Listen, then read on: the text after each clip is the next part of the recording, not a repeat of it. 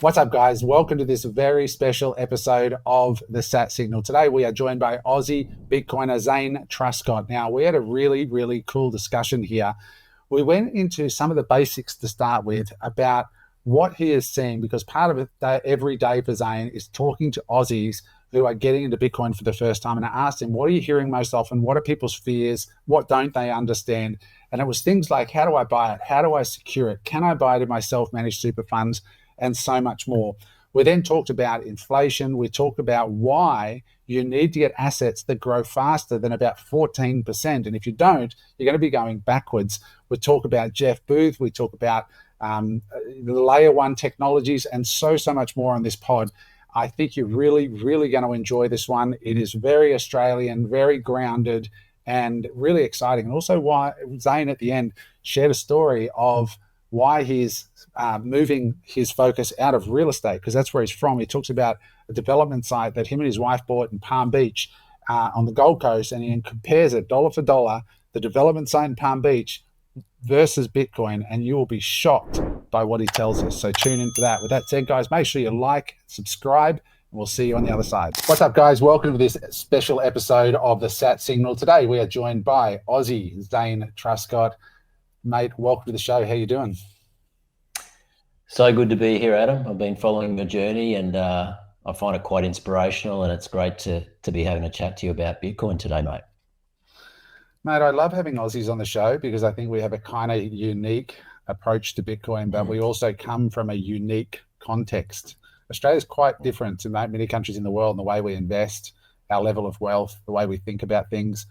But what I'd like to do is I'd like to kick off by you just telling us a little bit about what you do on a daily basis, so the audience just gets to know who Zane is and maybe a little bit of your journey into Bitcoin.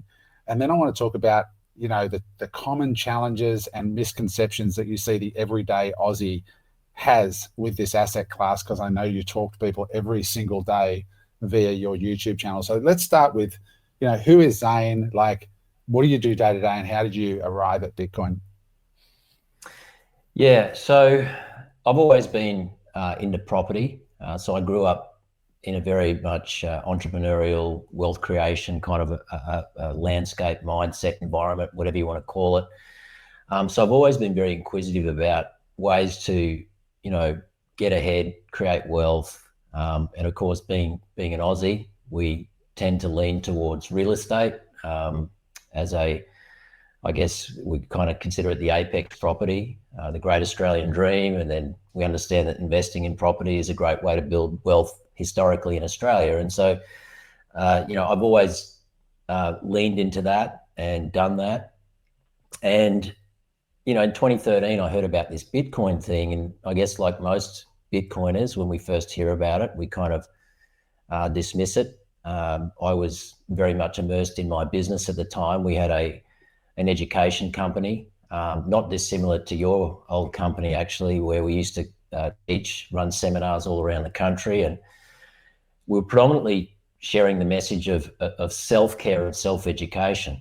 So it was all about being self-responsible when it comes to not just your life, but in particular your health, and how it is that you go on a hunt for information.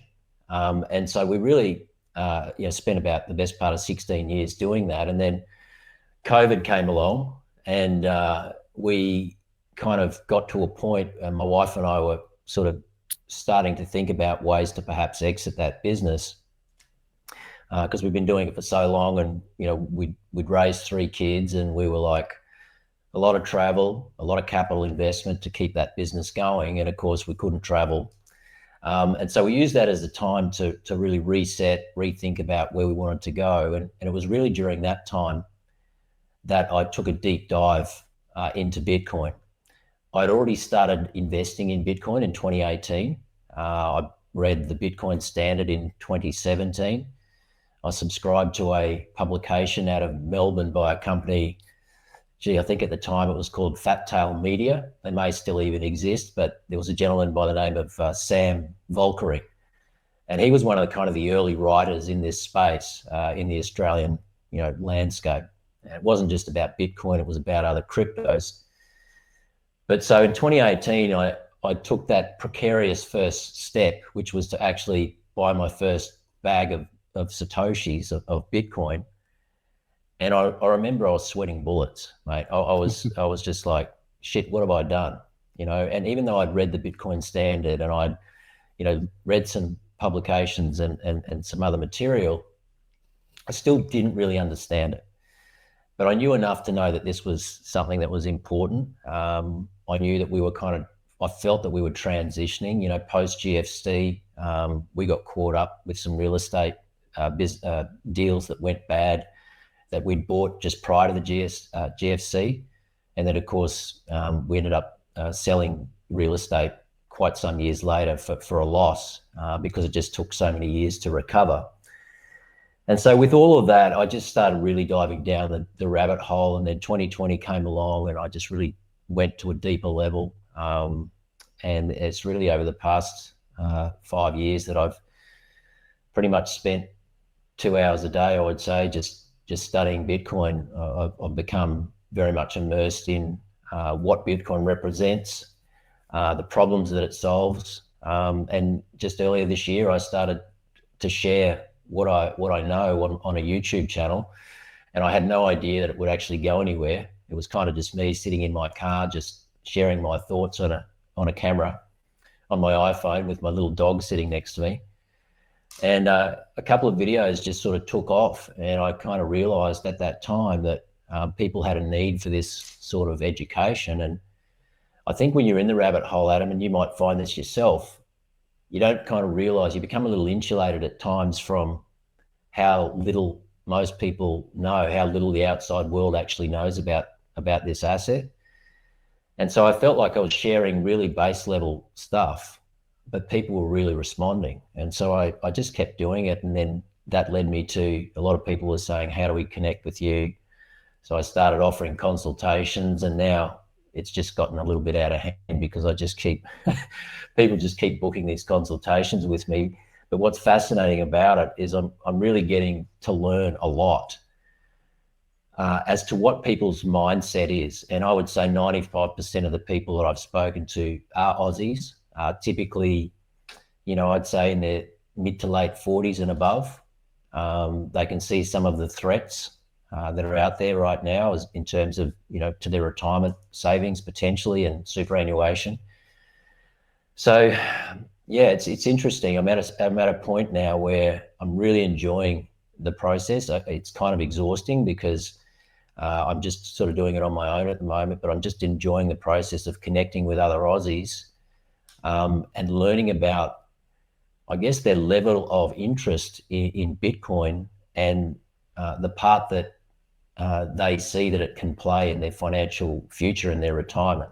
So hopefully that's a nice roundup of where I'm at and where I've come from. But today it's really all about Bitcoin for me. So just I know listeners are going to ask, what's your YouTube channel? Where can I learn more? So just while we're here, let's get that out there. Where can people follow you?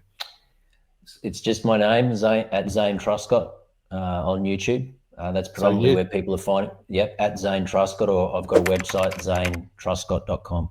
Yep. For those of you not familiar with how YouTube works, you just type in youtube.com / and then the @ symbol, and then Zane Truscott, and you'll find Zane and his channel there. So give him a follow. So, mate, you obviously talk to a lot of Aussies. I do as well. My DMs every single day. I get hundreds of DMs a day. What are people when they get on a call with you? Like, where is the average Australian? I mean, I was just in Bitcoin Prague, and Michael Saylor made the point on stage. He said, "You guys in the room know something that 99.8% of people don't know. And this is a secret that you have been given. It's a gift. And if you're wise, you will take advantage of that secret and over the next 21 years, and you can create generational wealth for real." And he laid out a plan. If you haven't seen the Bitcoin Prague, I'm sure you probably have, but others watching, watch the Michael Saylor Bitcoin Prague presentation. It's extraordinary, where he lays out exactly how to take advantage of that advantage. So what are you seeing now? Because it is super early, but what are you hearing from the average Aussie? Like, why are they interested in Bitcoin? Is it mostly they just want to make money, or are there other things you're hearing, like they're dissatisfied with the returns in real estate, or they're starting to understand that taxes and inflation are real things, and they're starting to get smarter and see the flaws? Like, what are you hearing on the ground from average Aussies? Look, I don't know whether I'm talking to the average Aussie per se. Like I say, I'm talking to people who are kind of starting to think about retirement, and typically speaking, they've got some superannuation, maybe they own a bit of real estate, partially or even fully. A lot of people actually, surprisingly, own their own home outright, and those kinds of things. And people are very open. That I find that, Adam, they want to share kind of where they're at, and I don't really ask any personal questions per se. It's really about helping them to understand Bitcoin better as an asset, and what it could mean for them if they treat it with the respect that it deserves.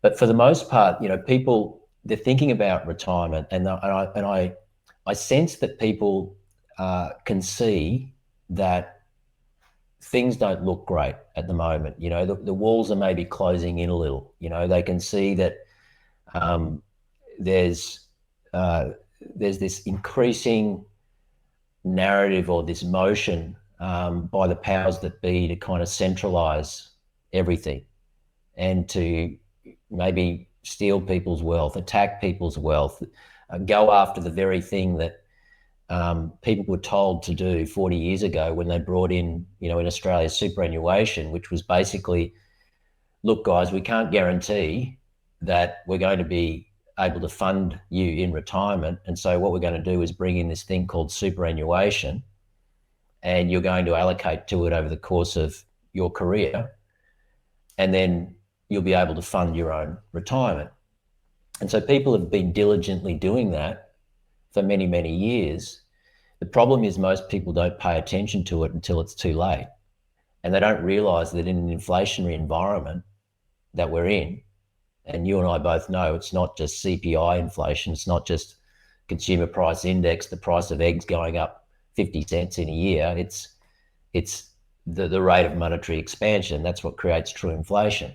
And so I think people, even though they may not be able to identify what the exact cause of it is, they can just sense that things aren't quite right. And I think as you get to our age, and I know you and I are very similar age, and most of the people I talk to are in our age bracket, we do start to think about our future, and not just for ourselves, but our kids as well. And so we're thinking in terms of, if things don't feel right, if things don't feel the same as they were 20 years ago, 30 years ago, when we were just getting started on our journey, then people start to question everything. And I think that's what's happening right now. And they see Bitcoin, they just hear little bits and pieces. I mean, the reality is there's nothing you can't learn about Bitcoin if you want to learn about Bitcoin on YouTube or through reading books. It's all there. But people don't just need information in today's world. What they need is education and transformation. And in order for people to get that, to get a clear path to what I have to do, it takes work, it takes time, and it's time that most people don't have these days. And so, I just find when people are able to sort of sit still for an hour or two and just ask the questions that are on their mind, and have somebody who's been there before them, who's already been on this own journey themselves, had to answer these questions themselves like I have, mate, you wouldn't believe the feedback that I get. People are just like, shit, thanks so much. I didn't realize, I had to do that, and you just made it sound so simple. And so I think it's just people looking, A, understanding there's a problem, B, realizing that their retirement accounts are potentially under threat. A lot of people have a reasonable amount in super, and they can see this, this potential motion that's coming in where they're going to tax unrealized gains and things like that. So they're just starting to feel a bit uneasy about the future, and they're looking for ways to deploy capital into an asset that is decentralized. And that's what Bitcoin is. And most people seem to understand that bit, but the bit that they're really struggling with is, how do I set up my SMSF? Who do I go to that can set it up in a compliant way? And also, how do I take self-custody so that I can sleep at night and Yeah. not feel like I'm going to lose my private keys or whatever it might be. So Yeah. it's generally those conversations. So for the listeners who are not in Australia, SMSF means self-managed super fund. So in Australia, if you understand what a 401k is in the US, where it's optional to contribute to your retirement, in Australia, it's not optional, it's compulsory. So your employer, invests 10 or 12%, I can't remember what it is now, of your salary into your retirement. So what he's talking about here is when you can actually manage your own super fund or your own retirement fund, a bit like a Roth IRA in the US. So that's interesting that you said that people are interested in decentralization. That's interesting to me, because normally people are interested in number go up. Like, is this going to make me rich? Can I buy it for $100,000, sell it for 200,000? And to be clear, for a lot of people, you don't have to buy a whole Bitcoin. You can buy a fraction of a Bitcoin. You can buy $1,000 worth of Bitcoin. You don't have to buy a whole Bitcoin. But it's interesting that you said that they're interested in decentralization. Is that coming from people's distrust of the government? So, for example, with the superannuation rules, they seriously just move the goalposts, right?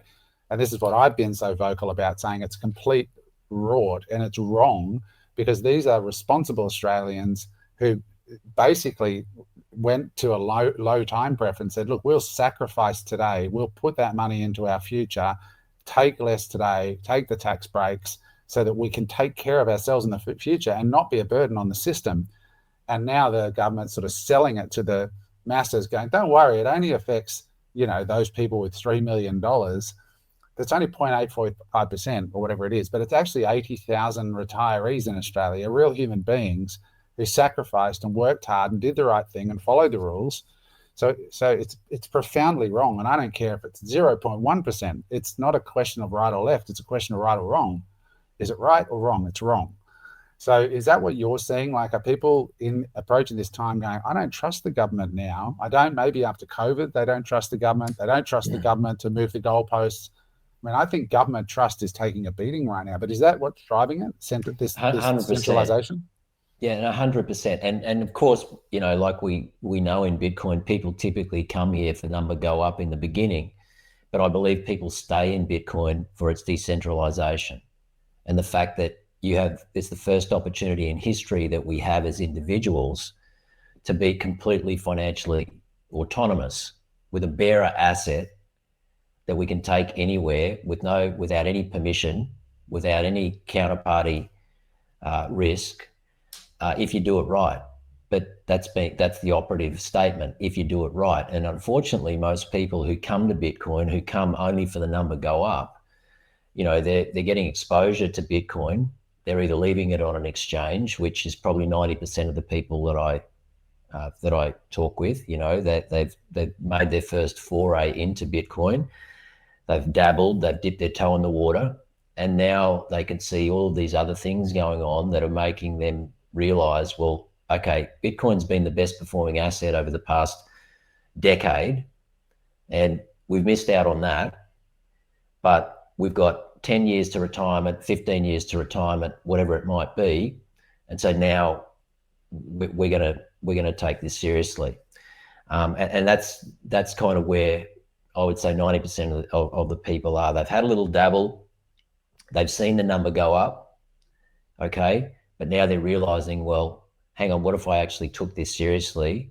And what I find really great, Adam, certainly about the people that I meet, is they want to learn. Like the questions they ask they're great questions. Like it's all to do with, how does it work? In terms of what's the best cold storage solutions that are out there?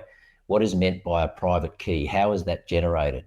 What happens if something happens to me? If I go and put half my life savings into Bitcoin, what happens if I get hit by a bus tomorrow? Those kinds of questions, which I didn't ask those questions for years. It's terrifying for people, right? Yeah, it took my wife to give me a kind of a few nudges in the ribs to say, hey, maybe we should think about what the plan B is if something happens to you, because you're the only one who's done all the study on this thing. and has been driving this. So that kind of led me down a path towards the end of last year where I really wanted to discover what the options were, and I chose a certain path that was right for me. But the thing is that, I find that people aren't just frivolously just pouring their life savings into Bitcoin. They want to take things steady. They want to get the right guidance. They want to choose the right exchange or the right brokerage to actually onboard. And then they want to know, okay, what are the next steps that I can take so that I can sleep well at night, benefit from the number go up, and also ensure that if something happens to me, that pristine collateral, right, that digital gold, whatever you want to call it, is going to go to my successors, inheritance planning, whatever it might be. Yeah. So let's talk about some of those practicalities, because I know I get it all the time, and just the basics. People want to know the basics, like what is exchange risk? What is cold storage? So before we go further, because I'm just going to let out a couple of contacts. One that I know we universally share, who's a friend of and actually a partner with Unemployable, is Tony from the Bitcoin Way, and his team. There's a link in the description if you want to go over to the Bitcoin Way. They will help you with this. They have a coaching program where they hold your hand and actually help you do everything that we're about to talk about, and guide you through with live one-on-one calls like this, and help you become completely self-custodian and have a plan in place for if you hit your head or if you die or whatever, that your family, that your wealth transfers seamlessly and effortlessly. So they handle it from start to finish. I'm a client, you're a client. You can actually, they'll teach you how to run a Bitcoin node, which you'll understand when you go further down, but go the Bitcoin Way. And in Australia, I don't know who you use, but we use Rake to acquire now. Rake's been great out of Melbourne, but I'd be interested to know who you use if you've got somebody as well. But if you're interested in Rake, there's a link in the description as well. Do you use Rake or someone else? Yeah, same, absolutely. Yeah. So we had Bish from Rake on the pod just recently. So yeah, use Rake. Rake charge 2%, which sounds high. When you look at Coinspot, for example, they charge 1%, but the difference is Bish and the Rake team, 5,000 clients in Australia. The reason they have 5,000 clients despite a 2% fee is because they save you on the spread. So what that means is the price that platforms like Coinspot and others are quoting on the Bitcoin has been marked up, and they're making margin over and above the actual rate that you can get it on the global market. Rake is a broker that will shop your order around, get you the very best price, and they pretty much guarantee that on a net basis they'll beat anybody, which is, we found that to be true. But anyway, let's go back to the question. What is exchange risk? Why shouldn't somebody just go to Coinspot or go to Rake, give them their money? I want to buy $100,000 worth of Bitcoin. Here it is, my 100 grand goes in, the Bitcoin gets purchased, and it's on Rake's wallet or it's in Coinspot, wherever. Why is that a bad idea, no matter who that platform is? Why is it a bad idea, and what should they be doing? So, as you well know, Adam, there's a saying in Bitcoin, not your keys, not your Bitcoin. Yeah. And I think that is probably the number one statement or lesson that people need to drum into their head from the very first point that they get involved in Bitcoin. We have to understand that Bitcoin is a decentralized bearer asset, and what does that mean? So something that we have. So if I've got $100 bill, I'm the bearer of that $100 bill. Okay, and it doesn't matter who's around us. I currently am the custodian of that bill for as long as I hold it. So I hold that bill. So if I hold the keys to the Bitcoin, I am the bearer of that Bitcoin. And so, it essentially means that when you have your Bitcoin for a prolonged period, now we know that in order to acquire Bitcoin, we have to use a brokerage or we have to use an exchange. I mean, Adam and I could transfer Bitcoin between one another. So it's another way of us accessing Bitcoin. But 9 times out of 10, the only way to really get Bitcoin is to actually set up an account with an exchange, such as Coinspot or CoinJar or Kraken or whatever it might be, or a brokerage such as Rake, and then open your account, and then you need to send money, Australian dollars or US dollars, from your bank account to fund your account. And then once the funds are in your account, you can then buy Bitcoin on that exchange or with that broker. That's all great, and we all need to go through that step. However, what you don't want to do is leave your Bitcoin with that third party forever and a day, because essentially they are the custodian of your Bitcoin for as long as it's sitting with them. So they have the private key to your Bitcoin. And thankfully in Australia, we haven't had any calamities so far as exchanges going down, but we know it has happened in the world. And we saw it last cycle with the likes of FTX and Celsius and BlockFi. And there were people who entrusted their Bitcoin to these exchanges and they lost their Bitcoin. And so for that reason, you want to make sure that you're abiding by rule number one in Bitcoin, and that is to take self-custody of your Bitcoin, not your keys, not your coins, as soon as possible. It's so important to do that. Just to add to that, these are private companies in a new industry, right? So you have no visibility into what these guys are doing with your money. Sam Bankman-Fried was out there sponsoring F1 teams and rehypothecating other people's assets, meaning he was borrowing against people's assets that had been pledged. He was minding their Bitcoin for them, but he was borrowing against it and leveraging it and trading with it and doing all this crazy stuff.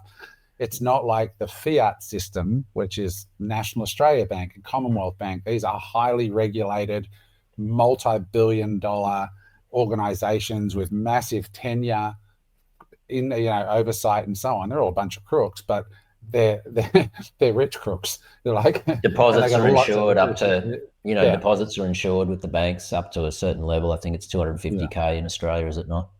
Yes, yeah. And so these exchanges are run by entrepreneurs, right? Like in a young industry, right? The oldest company in the space should be 16 or 17 years old. These are young businesses. So what Zane's saying here is super, super important, that you need to take the Bitcoin from their wallet and you need to transfer it into cold storage. So Zane, in simple terms, what's cold storage? What does that mean?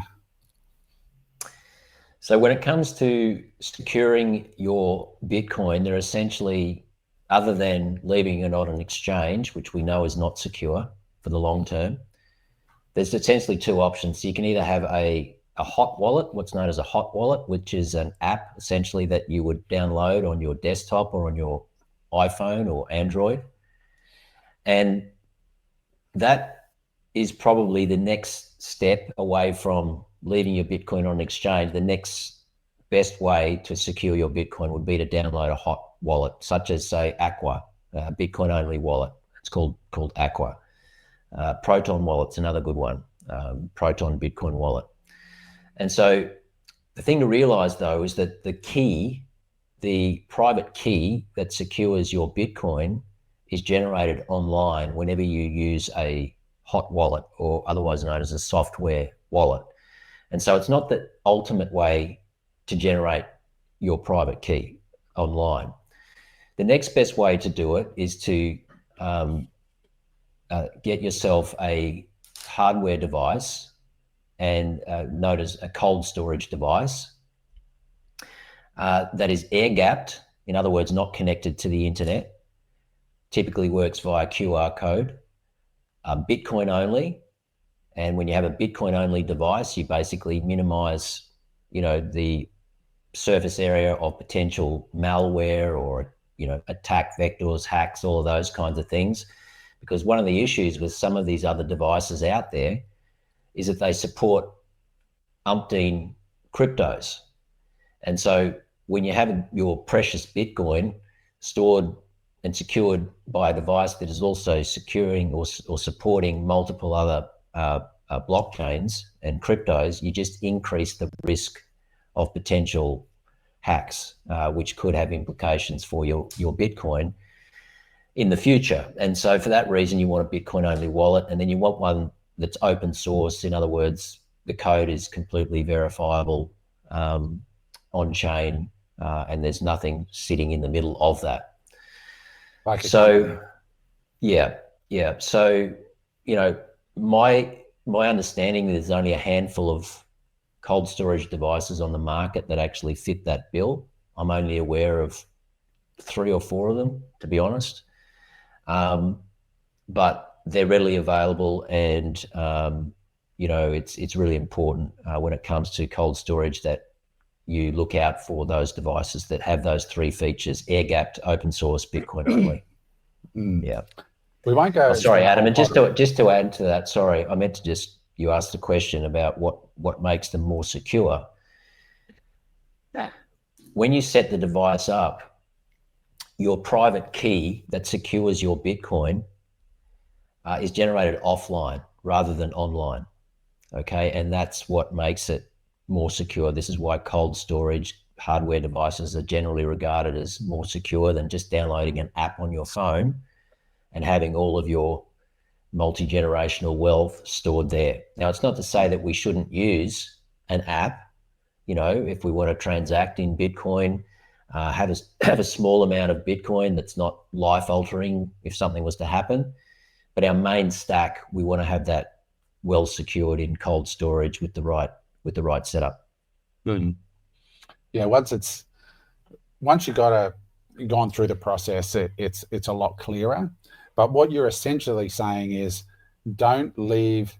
If you have to access your Bitcoin by logging into a website that is operated by somebody else, you don't own the Bitcoin, right? It's kind of like the difference between when you put your money in the bank, you now have counterparty risk with the bank. That's why all the old wogs in Melbourne bury their money in the backyard, because they're like, they want to stay bearers, right? They're like, well, like my friend Emil in Brisbane, he says, us, I think he's, I can't remember what nationality he is. Wogs have got like 100 grand buried around it, like dead bodies, but they're actually not. But now they're realizing inflation's killing it, right? Well, interestingly, Tony, who runs the Bitcoin Way, the reason the Bitcoin Way exists is because his bank did take all the money in Lebanon. All the banks took all the money. And overnight, he lost everything, literally everything. The ATM stopped working in the whole country. And you can imagine the distrust that creates. So in essence, just make sure that as a starting point that you're accessing, your own funds. This is a hot wallet, by the way, if you're watching on YouTube, and it's just an app on my phone. And I got this at Bitcoin Prague because you could buy beer and coffee and hats and all that stuff. And they had machines where you just go up with fiat currency, feed it in the fiat currency into these black boxes, and a QR code would appear. And then you would just hit the receive button here on your hot wallet, and you would then scan the QR code, boom, and then the money would be in Bitcoin, Satoshis in your phone. And then if you wanted to pay somebody, you would hit the send icon and you would pay. And that's how it was transacted. I think they set a world record for the most Bitcoin transactions in a time frame at the event.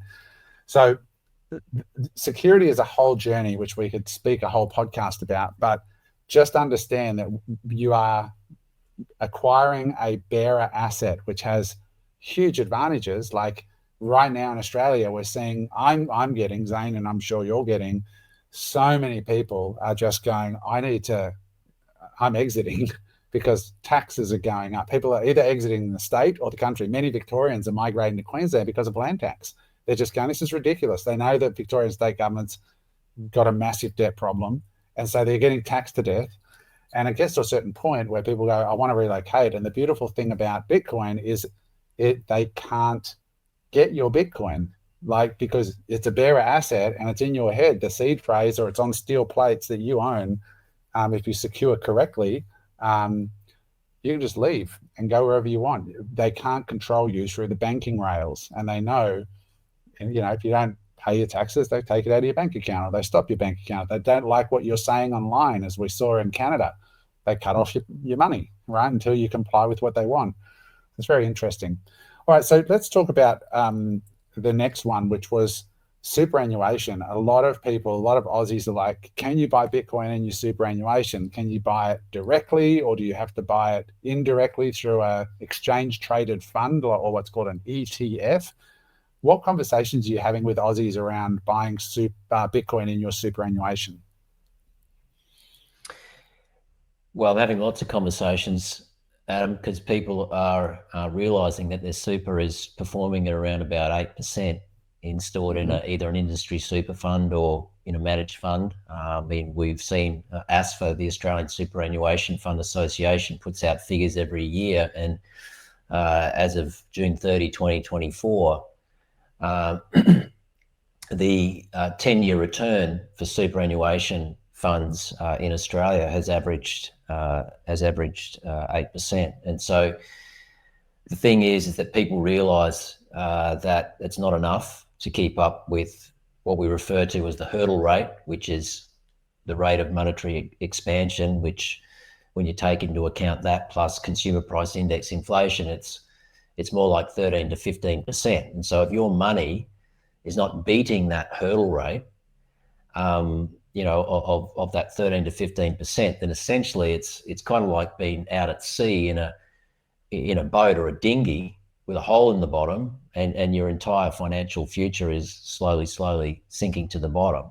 And so people who are starting to wake up and realize this, they're going, well, I need to be in an asset that is going to beat that hurdle rate.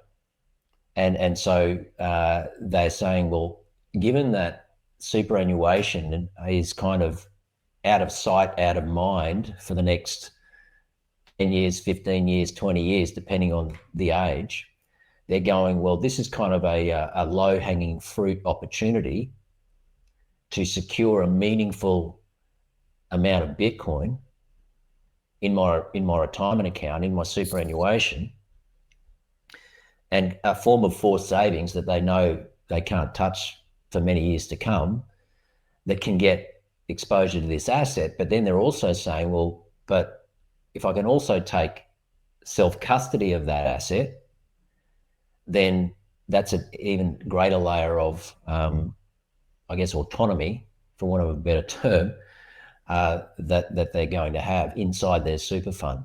Now, they still have to do the annual audits and, all the compliance and those kinds of things. And I typically refer people to a lady in Sydney who's been doing this for 20 years, and she specialises in setting up Bitcoin-friendly superannuation, self-managed superannuation funds. The right statement of advice, fully compliant, takes care of the audits. That's all she does. So she's not an accountant with a whole bunch of other strings to her bow. She just specialises wholly and solely in self-managed super funds. Who is that? Her name is Natalia Clack, C-L-A-C-K. I can send you some details. Yeah, tell her Zane sent you. Natalia Clack in Sydney, is she? Yeah. She's in Sydney, If you need help with that, because we can put in the show notes, I'm sure, Adam. Yeah, please do send that over afterwards. Let me just take a note, because this is the kind of stuff that people really need. So guys, I have some experience with this. I realized this myself. What was her name again? Sorry. Natalia. Clack, C-L-A-C-K. Okay, Sydney. Yeah, I'll get that afterwards. In 2021, I realized that, and I got all of my super fund. I self-managed it. I was doing nothing, and I put it into MicroStrategy, all of it. As soon as Michael Saylor announced that I'm going to start buying Bitcoin and Bitcoin only, and I got it right away. And so that's when it started going nuts, and I 15x'd my super in 4 years. And so that's beating inflation.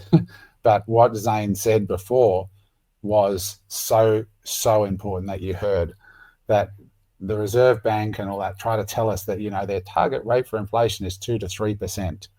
It's nowhere near that. Like, is housing in Australia going up 2 or 3%? If you don't want a house, maybe. Okay, if you don't want, how many people's food bill has gone up 2 or 3%? Nobody's. Nothing's gone up 2 or 3%. Tax bills, new taxes coming in all the time.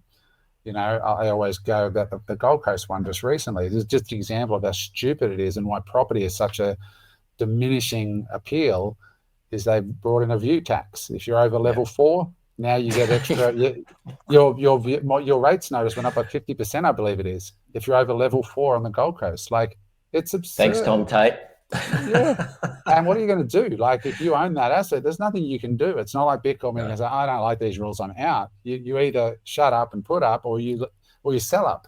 Like, you can't do anything, right? So it's really important. And I think, unfortunately, the problem with inflation is that it forces everybody onto the risk curve. Because when you learn this, you realize, if I don't start to, investing is not optional anymore, it is compulsory.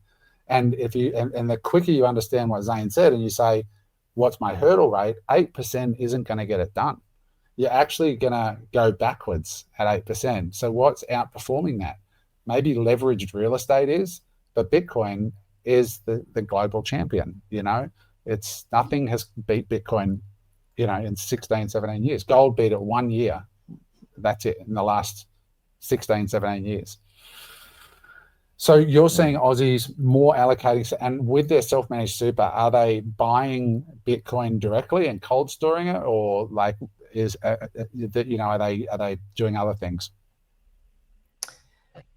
It's a combination of more and more people are doing the superannuation thing, but there are also many people who are divesting, say, real estate. So they might have a rental property portfolio. I spoke to a gentleman yesterday. He's got 7 investment properties. He's in the process of, he sold 2. He's in the process of selling another 3. He's just deploying all that capital to Bitcoin. Wow. This sort of Wow. stuff is happening more and more, Adam. People are starting to feel the shift, the wealth transfer, and they're starting to notice that real estate, which has been this 100x opportunity that the baby boomers had, right? I think Peter Dunworth talks about this quite a lot. The 100x opportunity in real estate that we've had in the last 50 years, since essentially we came off the gold standard in 1971, that's not going to be here for the next generation. The next 100x opportunity is Bitcoin, right? And so I say to my kids, 3 girls in their 20s, if you guys want to get into the property ladder and not tap into the bank of mum and dad, right, then the only way you're going to get there is with Bitcoin. Good. And so we've set targets up for them, and I'm coaching them through their stacking targets with Bitcoin, because I believe that for young kids who want to get into the housing market, because it's not just building wealth, Adam, it's also that the whole family unit is under threat now.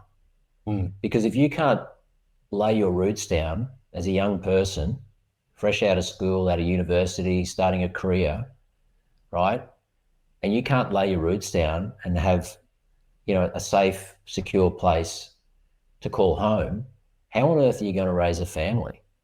Like, it's 100%. just impossible. And so this all ties into the situation we're faced with now.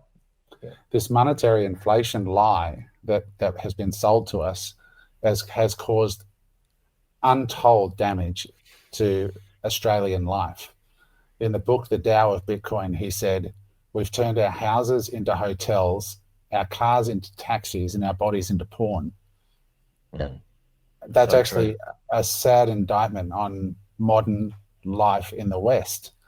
And it used to be that the only thing you'd borrow for is a house. Then it became a car. 20% of Americans are now using buy now, pay later to buy their groceries. That's what inflation does. It steals the buying power of your dollar. How much different would the world be if an ordinary person could go and do an honest day's work, get their paycheck and save it, and that money was worth the same in 10 years as it's worth today? Imagine the difference that would make in the world to our level of peace, our ability to have kids and be able to afford things. Just yesterday, I was on Instagram and I texted this to my friend who's in real estate. This is a house in Sydney, 264 square meter block. It's a shit box, as you can see, sold for $5 million. It's not on the beach. It's just in the suburb of Bondi, right? In what world do kids have a chance now? Yeah, no And chance. so when people ask me, like, why do you think Bitcoin is good from a financial point of view, from a numbers point of view? I always say the same thing. There's nearly $1,000 trillion of assets in the world, about $900 trillion of assets. So we're knocking on the door of a quadrillion. And when you look at all of that money that's invested across these assets, there's a bunch of asset classes, the biggest being bonds, real estate's up there, the share market or equities is up there. Bitcoin makes up 2.2 trillion at today's price of nearly 1,000 trillion. Put another way, if all the world's assets were on a $100 note, Bitcoin's about, I think, 80 cents or something like that. It's something crazy low. Sorry, 20 cents or something. And so you got all this money trapped in these assets. And I believe that money is going to continue to move out of these other assets and to Bitcoin. Why? Because Bitcoin has outperformed them all. It is by far and away the best performing asset on planet Earth every year, except maybe, I think it's 2 or 3 years since it was created, and nothing else is even close. And it has all these other benefits to humanity. It gives us the first truly hard storage mechanism for our time, which is what people need to understand. Money is an abstracted expression of our time. We spend what we need to survive, and we hopefully save what we want for the future. But the problem is the savings mechanism, the money, is broken because the government keeps printing more of it when we deposit ours, and it's just devaluing ours. So it's very interesting. I mean, I don't want to get too fired up. I want to talk to you and hear your perspectives. But no, but just on that point, Adam, the sad part about that is that people are just diligently going about their life and earning these dollars, exchanging their value, exchanging their labor, their time, their energy, their intellectual knowledge, their skills, and earning this currency that is being printed into oblivion. And so they're going, well, okay, I'm just doing what I've been told to do, which is to save for a rainy day. And I mean, we know most people are struggling to save now because the cost of living is off the charts. But for those that do have a little surplus funds and they are trying to save for a house deposit or for a holiday or for whatever it might be, they're just getting eaten alive by inflation through no fault of their own. And this is the crazy part. And so, I just feel like it's our duty to, those of us who are aware of the problem, to kind of enlighten as many people who are prepared to listen, because it's a sinister form of taxation, inflation. It was the great Milton Friedman, prominent economist of the 1970s. He said, inflation is taxation without legislation. Yeah, but we never voted for it. We never voted for it. And that's the thing that I think, we just, people, it's not a political problem, because Labor or Liberal, both parties are going to promise the population whatever they need to promise to get voted in. And those promises all come with a money printer. If you vote Labor, we'll give you this. If you vote Liberal, we'll give you that. But it's all just making more money up, right? Because they're not generating money.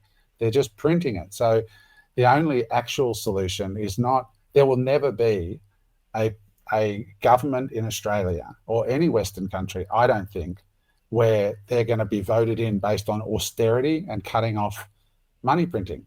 It just won't happen. You can't win by saying we're going to be the political party that just makes things really tight.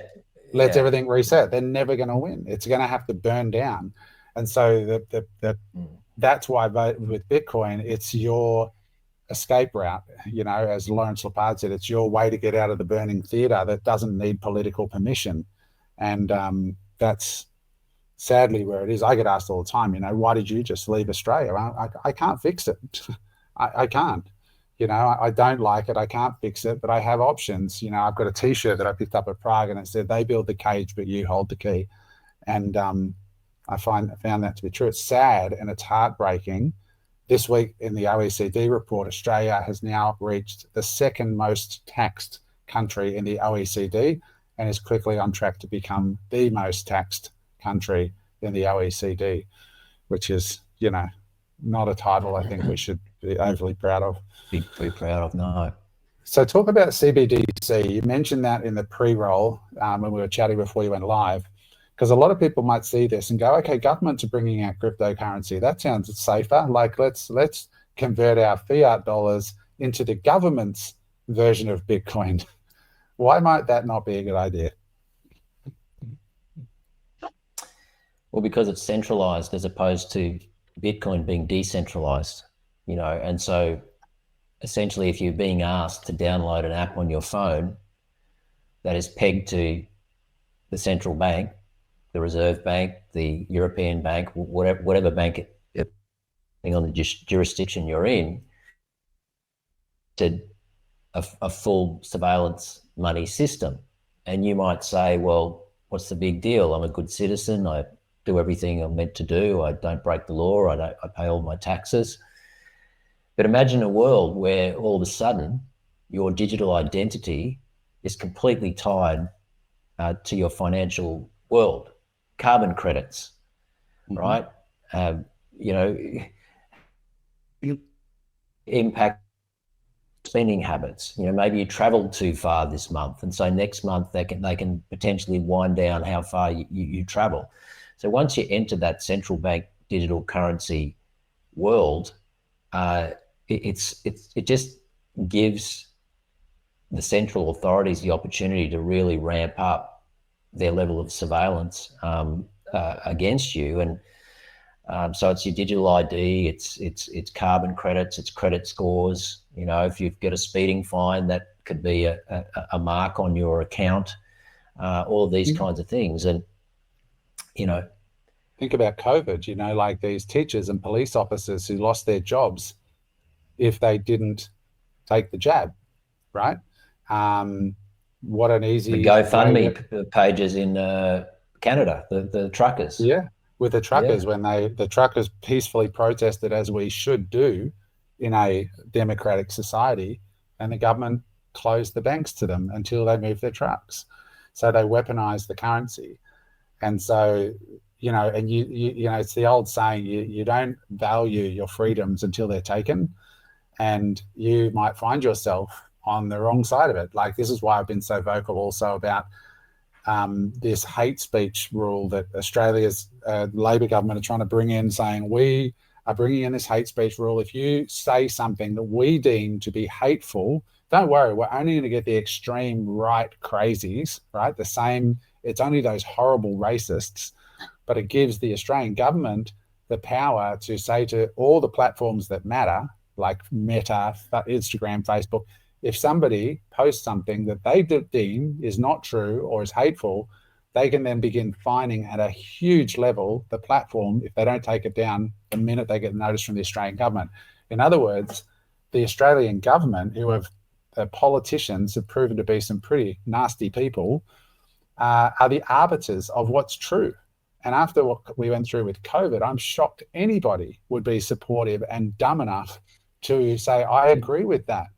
And again, this is where money becomes a tool to weaponize and control free speech. And if we don't have free speech, this is why I've said Elon Musk, in my opinion, should get the Nobel Peace Prize for buying Twitter and leaving it open, because it does honor free speech. And I'm a free speech absolutist. I don't care if somebody offends me. That's fine. But I want everybody to have the right. As he said, free speech only matters if you're willing to defend the right of the person you deeply disagree with to say it. Yeah. I don't agree what you say, but I defend your right to say it. That's how it should be. Absolutely. And I agree with that. And it's funny, I was talking to a lady in Victoria today, and she was talking about, land taxes and all of the draconian measures that are being put in place in Victoria that are causing people to leave Victoria at the moment, like you spoke about earlier, Adam.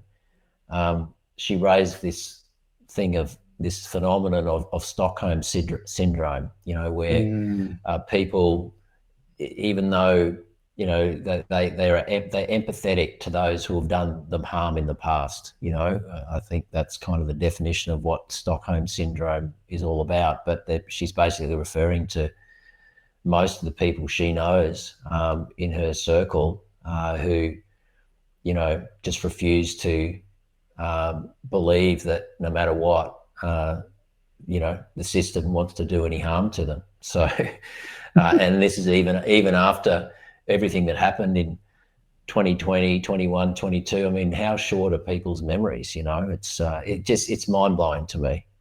Australians are just so easygoing and such nice people for the most part, because we've had it so good.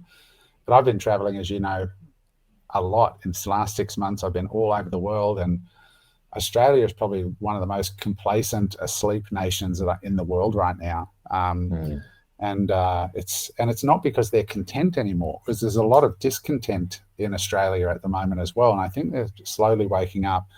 But let's talk about where do we want to go from here? What I wanted to ask you about is you were a property guy. Mate, I'd love to get your thoughts on like how you think about property versus Bitcoin now. I sold all my real estate, everything, my own home and all my commercial buildings. And I know people thought I was crazy, and allocated a lot of it to Bitcoin or Bitcoin proxies. What's your view? Like, why? How are you thinking about it? Anything that doesn't have utility, I think you need to really consider what you're doing with it when it comes to real estate. Like, everybody wants to have a comfortable home in a nice area if they can afford it and all those kinds of things. And, we consider that, I guess, utility, for our lifestyle and our needs. But I think when it comes to investing in property, and I just want to share an example, a real life example with you, Adam, and the viewers, which really hits home this point about real estate and the conversation around should I keep real estate or buy Bitcoin? And it's a question that comes up a lot. My wife and I, we purchased a block of land very close to Burleigh, area called Palm Beach on the southern Gold Coast, in 2022. And it's got a couple of old houses on it that were built in 1971. And currently those two old dwellings that are situated on that block, we get good rent on those. But in 2022, we paid $1.5 million for that piece of real estate. And our intention with it is to knock the houses over and to build. Okay. I'm going to be a grandfather later this year for the first time, and I've got some visions and goals for what I want to do on that block. It's a big block. It's nearly 800 square meters, right near the beach, all of that. But the thing is that when I started to price that house in Bitcoin, it makes your head spin. It really does. In 2022, $1.5 million would have bought you 47 Bitcoin at the time that we bought that house. So I think Bitcoin was hovering around 30 to 35,000 Aussie, something like that. And I looked these figures up the other day. So 47 Bitcoin, $1.5 million in 2022. Today, that piece of real estate has gone up in Aussie dollars to 2 million. So 25% increase, thereabouts. In Bitcoin, how far do you think it's fallen? Oh God, I know. So tell us how much? So it's 12 Bitcoin now. So it's gone down in. So I want everyone to understand. So what we're doing 47 to 12. 75% drop in Bitcoin. Yeah, if you price that piece of real estate against Bitcoin, I did, Zane, I bought my home in 2020 on the Gold Coast, and I sold it 6 months ago. Yeah. And I bought it for 4.75 and I sold it for just under 7. If I put it into Bitcoin, I'd have had 25 million in the same period. Yeah, so this comes out at 7.7. Yeah, 7.7 million instead of 1.5. Oh, sorry, 2. So instead of in 2, it's 7%. in 3 years. It's crazy, isn't it? And people say, oh, the Bitcoin cycle. I mean, this is in a flat market. Like, if we understand the halving cycle, which we won't get into today, but we've been in that sort of reasonably flat period the last few years. So, we're about to enter what many would say, the bull market of Bitcoin, given historically where it's been every 4 years and where we are now. But so, And yeah, I it's want to point out though, Zane, it's only been flat in the Bitcoin side. The real estate side hasn't. Like the real estate side in that time's boomed. So it's very interesting. And this is, I think, what people need to start understanding. And that, like I say to people, they say, well, Bitcoin's volatile and risky. And I'm like, okay, if you want to assess risk, do me a favor, go to ChatGPT and ask it, what is the survival rate of fiat currencies? Because if you're saving in dollars, that's what you're betting on. And you'll get the answer that 95% of fiat currencies fail. How do you like those odds, right? And how many of them don't deflate? Like zero. 100% of them are going to zero. The best performing fiat currency has been the US dollar, and over 100 years, it's lost 98% of its buying power. And that's the best of them, right? And so Bitcoin's CAGRing at 40% a year, compound annual growth rate. They go, but it's volatile. I'm like, I'll take the volatility. But the problem is, because people have been in a fiat system where they're incentivized to get rid of their money. Like you said before, it's not just that it's a habit.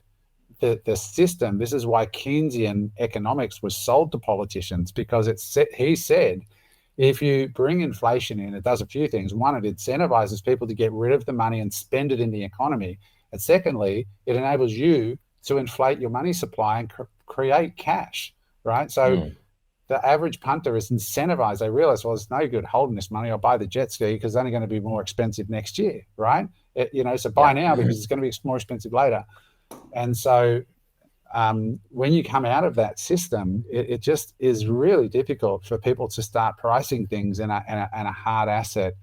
And they start to understand that actually Bitcoin is just volatile to the upside, and it's about having a low time preference. What I was going to say is that people from the fiat system have a high time preference, meaning that they need everything now because they're constantly broke. And money flows to those with low time preference, long-term investment time horizons, who can be patient, who can pass the marshmallow test of, waiting for the bag of marshmallows, as opposed to eating 2 right now.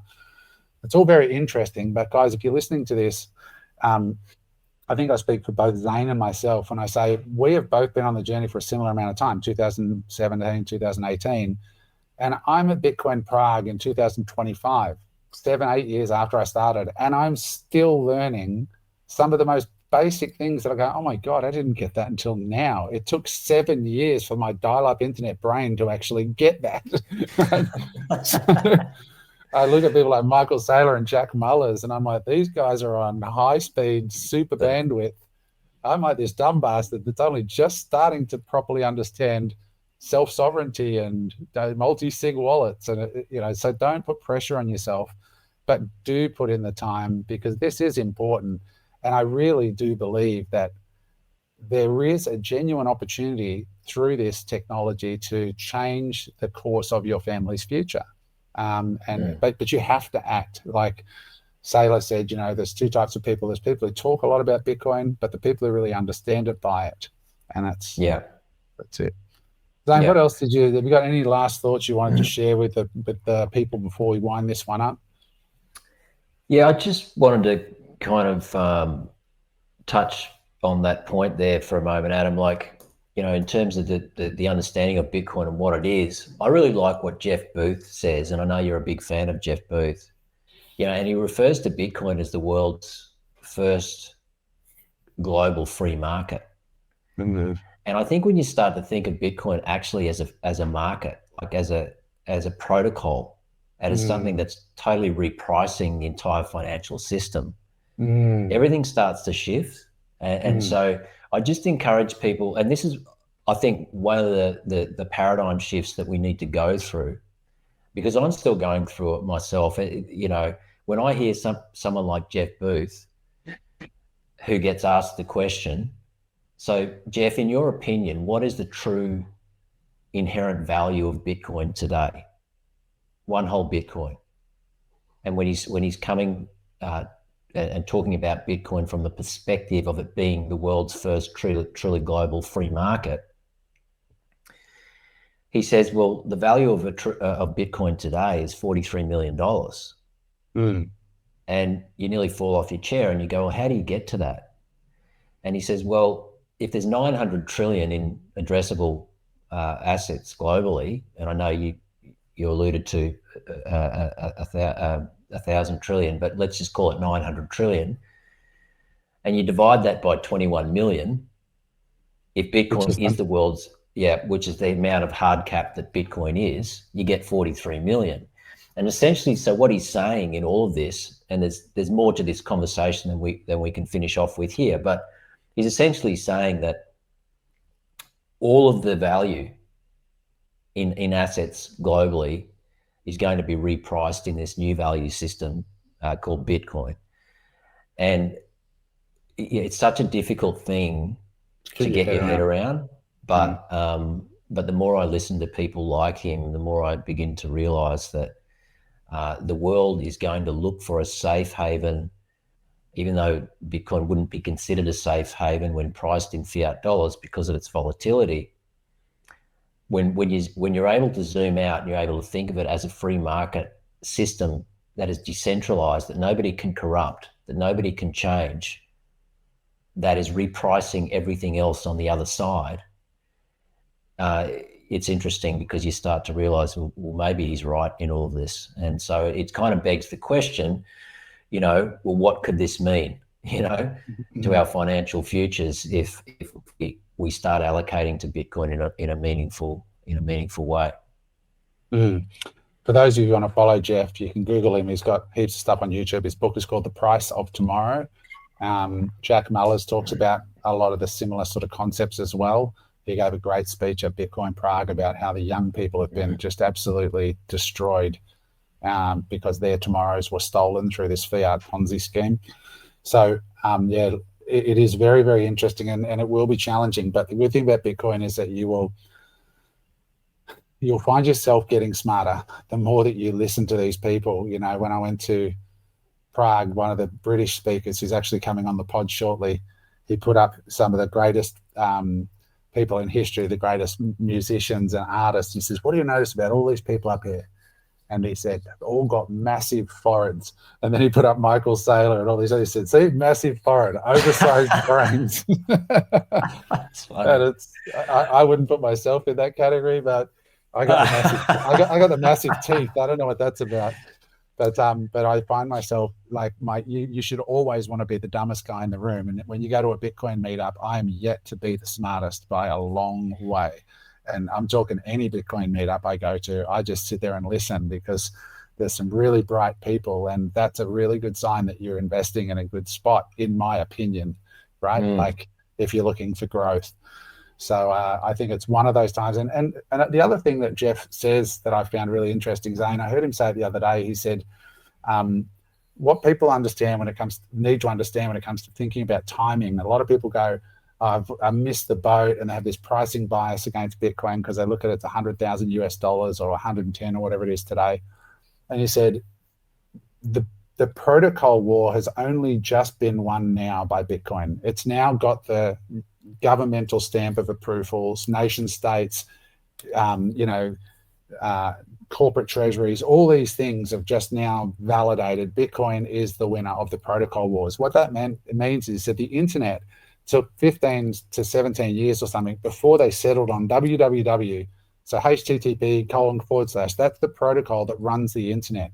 But it was a battle. There were protocol wars for 15 years before it became clear that it was going to be www. And then all the layer ones and layer twos showed up, like browsers and search engines and everything was built on the protocol. Amazon and trillions of dollars of economic value was built on the protocol. And so we're starting to see the first use cases of things like Bitcoin-backed lending where you can keep your Bitcoin and borrow instantly against it. We just saw the US government yesterday came out and has instructed the banks, the White House has instructed banks that they must now value cryptocurrency holders' crypto holdings and use them in their assets and liabilities, whereas before it was against the laws for the banks to consider them as assets. And now that that law is being passed through the Trump administration, they have to be. So we're starting to see this layer ones and layer twos. And in the future, I think we're going to see a world where Bitcoin underpins large parts of the transactional landscape in the world. And those people who actually own it are going to be in a very, very good place. And nobody can take it from you, right? It's just so interesting and exciting. And Michael Dunworth said it's sort of like if the wheel, when it was invented, you could buy a spoke in the wheel.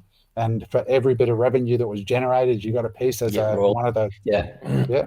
Very interesting. Yeah. And the day you buy Bitcoin is the day Michael Saylor starts working for you, which is pretty exciting. Yeah. And just to round that off with the Jeff Booth thing too, Adam, because you were talking about the protocol thing, and he says that a protocol is winner take all and technology is winner take most, right? And that's what Bitcoin is. People don't realize that Bitcoin is much more than just a technology. It's a base layer protocol on which all of these technologies are going to be built. And so when you're buying Bitcoin, you're actually buying a piece of the new internet of value, or the new internet of money, however you'd like to frame it. You're buying a base layer piece of that. And we didn't have that opportunity with the internet, did we? No, it's incredible. Absolutely incredible. So guys, I hope you've enjoyed this one. Zane, thank you, mate, for coming on the show. We really appreciate it. If you want to follow Zane, go to his YouTube channel, which is youtube.com/@Zane Truscott. There's some links below for Rake, links below for the Bitcoin Way, and links below for Natalia Clack in Sydney, who can assist you if you're an Aussie wanting to set up a self-managed super fund. And guys, as always, if you've enjoyed this, subscribe. That's the first thing that you can do to help the show. Still less than half of the people who watch our show is the subscribers, because they get caught up in the content. You love it so much, you forget to hit that subscribe button. So please do that. And also spread the word.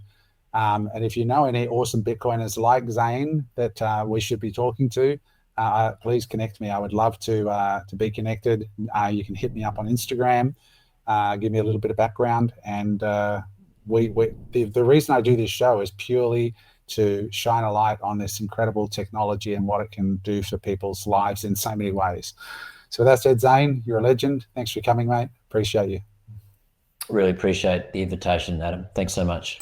Hey there. I hope you enjoyed that episode of Unemployable.